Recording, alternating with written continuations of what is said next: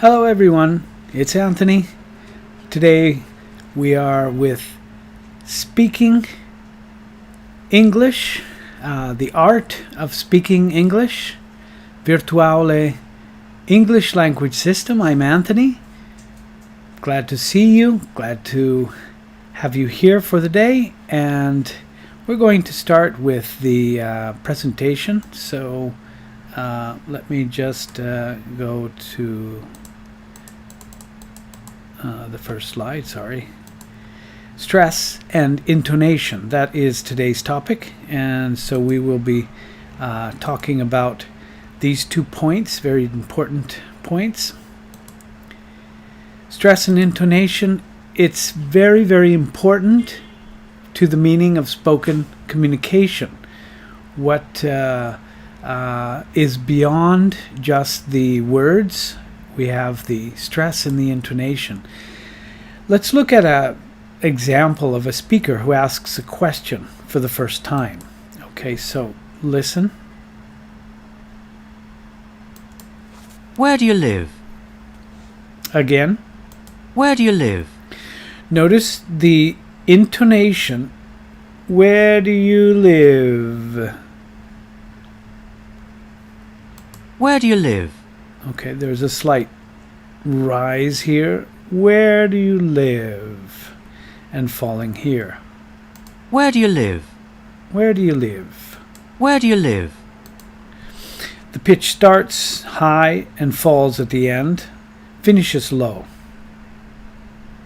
Where do you live? This is a first-time question. Okay, and it's very natural. Where do you live? The pattern is shown with an arrow. Let's look at another example. We have a different pattern. This is the same speaker asking the question for a second time. So for some reason there wasn't a response. The voice falls on the word where, and we have a rising question at the end. Speaker communicates with the same words to the listener. The intonation and the stress give a different signal. Where do you live? Where do you live? Where do you live? Where do you live? Where do you live? Where do you live? Where do you live? So this communication could be possibly that the speaker knows the answer. Where do you live?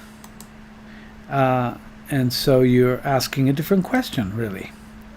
The stress is important in communication of meaning. Just like in the example.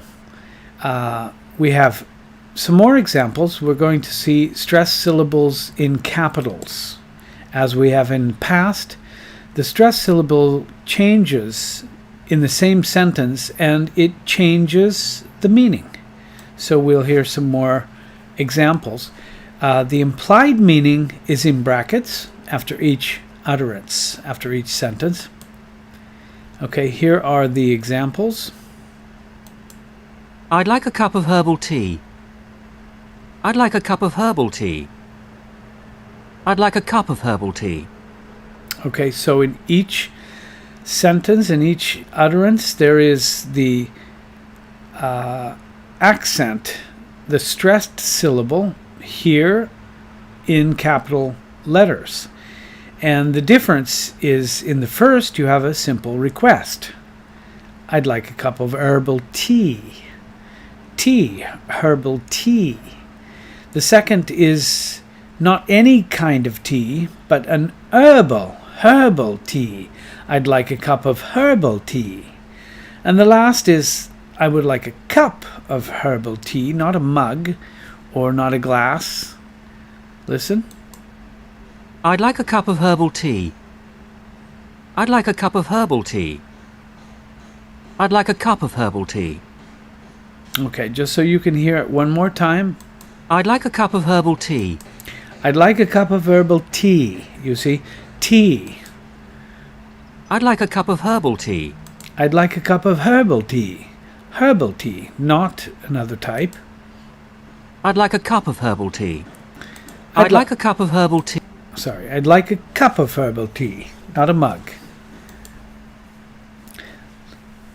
So, with the same examples, we can see that we have a default choice, a first-time request. This is the most common first sentence. I'd like a cup of herbal tea. The other two sentences, there is some kind of misunderstanding. For some reason, I need to give this information more stressed than the other part, which is more natural. So these two examples, you can see that it's not something or not something. So there is a misunderstanding. The speaker's voice falls on the syllables which are in capitals, demonstrating how intonation and stress are strongly linked. So the intonation, I'd like a cup of herbal tea, you can think of as the arrow going up here. I'd like a cup of herbal tea, and then going down here. I'd like a cup of herbal tea. So you have stress and intonation working together, and they influence the meaning of the phrase. An inaccurate stress can cause problems.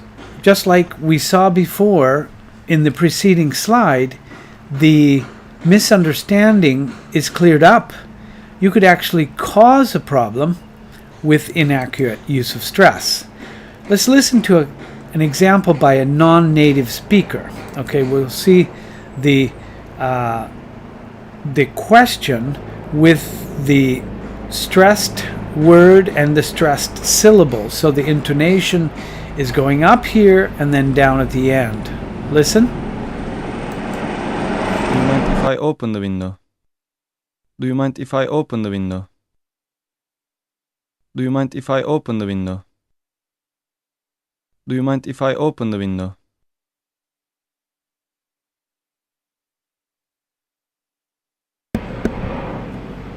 Sorry, I have a helicopter passing through. Do you mind if I open the window? You see, it's very, very unnatural, this. The stress is on the O part of open. And so this is unexpected. We would expect window. Do you mind if I open the window? And instead it's open. And so this is a signal that it's not the normal meaning. So it could be interpreted as a second request, because I think that the speaker is trying to clear a misunderstanding. So maybe he thought, close the window? Do you mind if I open the window? So this first request was not heard, and maybe the speaker is repeating. It seems a little rude sometimes to the listener. It can, because the signal is not clear. So we have a little problem with the real meaning, and sometimes, it's not anything so important, but sometimes it could be a little bit of a problem for the communication.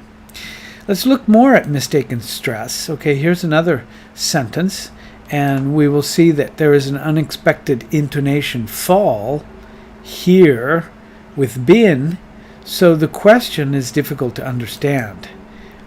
We would expect the last syllable, the last word, the first syllable of the last word, London, to be stressed, but instead, listen. Whoops, sorry.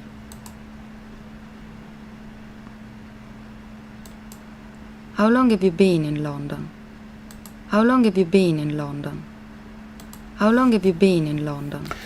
It's just a little bit difficult to understand this question. How long have you been in London? And we really can't understand why someone would want to stress the word been, or give some kind of stress to been. How long have you been in London? So we see that stress equals function. The intonation and stress indicate the function of an utterance. Yes, indication, stress and intonation. So the function is why. Why are you saying this? What is the reason? So we have the function of a request in the example. Here, can you help me please? Can you help me please? Can you help me please? Okay, there's a little bit of change here, but the main falling is a request. Can you help me please? Okay, but consider this sentence. Why don't you come to my party? Why don't you come to my party? Why don't you come to my party? A little bit strange. Why don't you come to my party? And the reason for that is that you have a suggestion or an invitation. The first syllable of party is stressed, and so that we have that indicated with capitals. The voice goes down at the end. It's indicated by an arrow. Now let's consider this other variation.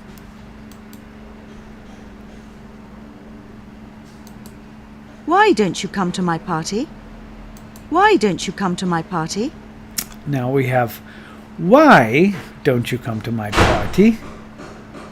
And so it's more of a natural question, but there's a lot of stress on the word why.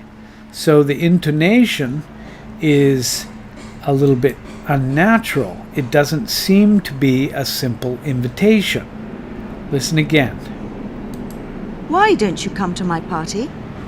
Why don't you come to my party?